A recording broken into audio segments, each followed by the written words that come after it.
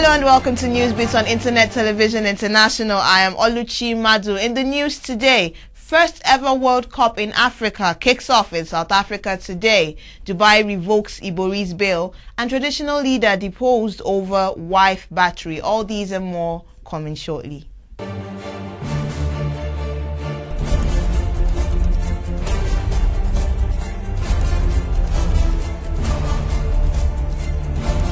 Relief seems to be far off from former Delta State Governor James Ibori as his woes seem to continue unceasingly. A court in Dubai, United Arab Emirates, revoked the bail he was granted on May 13, 2010. Reports have it that on Thursday, the Dubai police, acting on an intelligence report, revoked the bail on the grounds that Ibori might escape from the country. The former governor's bail was revoked as soon as he arrived at the police headquarters in Dubai on Tuesday out of desperation following the sentencing of two of his associates to 5-year jail term. According to the Dubai police, Ibori will remain in prison until the conclusion of his extradition hearing in the United Arab Emirates. The EFCC declared Ibori wanted on April 13, 2010 over a 44 billion naira fraud and other corruption charges. He was accused of selling Delta State shares in the Oceanic International Bank PLC and spending it to purchase shares in a United States oil servicing company. Besides Nigeria, the former governor has been declared wanted in the United Kingdom, where he is facing allegations of money laundering. As South Africa makes history today hosting the first World Cup tournament on African soil, Nigeria's President Goodluck Jonathan left Abuja last night for Johannesburg, South Africa for the opening ceremonies.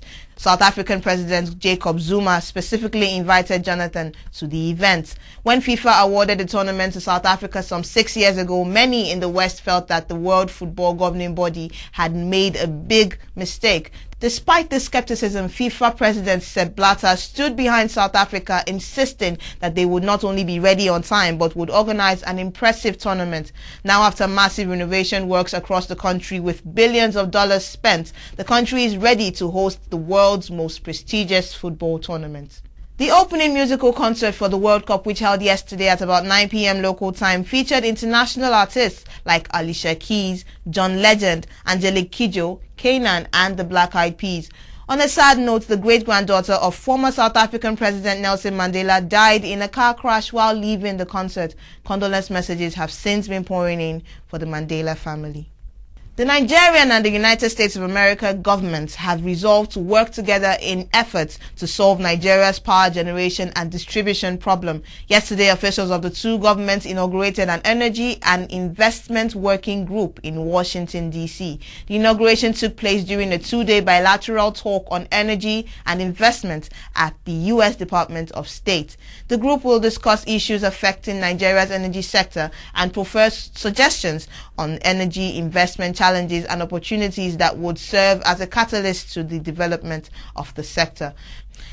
Permanent Secretary of the Ministry of Petroleum Resources, Mrs. Elizabeth Emuren, led a 24-man delegation to the meeting. She said Nigeria believes the partnership between both countries would ensure improved transparency in the energy sector. The Permanent Secretary said government intends to facilitate interagency approach drawing from the U.S. best practices and regulatory standards, which enhance transparency and promote demand-side management and private sector participation. Secretary of State Hillary Clinton and Secretary to the Federal Government of Nigeria Ahmed Yayale had signed the agreement on behalf of their respective countries earlier in April.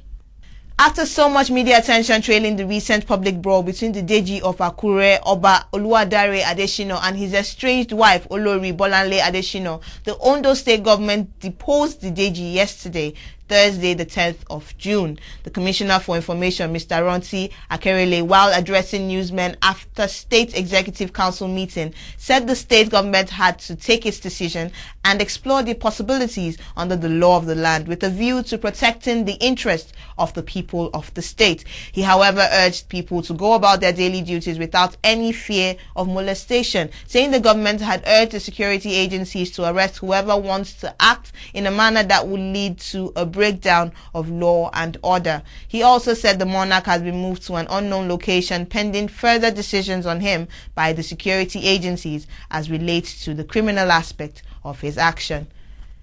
The Joint Admission and Matriculation Board has said it has set 180 as the cutoff mark for admission into all categories of tertiary institutions across Nigeria for 2010, Minister of Education Professor Rukayatu Rufai announced the decision after the meeting at the National Universities Commission, Abuja. According to her, the ministry has met with the vice-chancellors, rectors and provosts and discussed the issue of the cutoff mark for this year's Unified Tertiary Matriculation Examination (UTME) and have agreed on 180.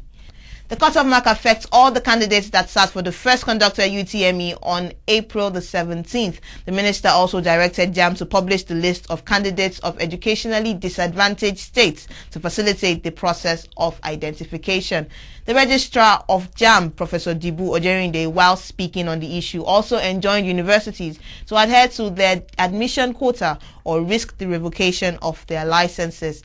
Chairman Governing Board of JAMB, Professor Sam Ukwabi, explained that the UTME as the new matriculation examination has come to stay. He said tertiary institutions across the country were now better positioned to admit students as a result of the speedy release of examination results. And that's it on this edition of Newsbits on ITI. I am Oluchi Madu. Thanks for logging on.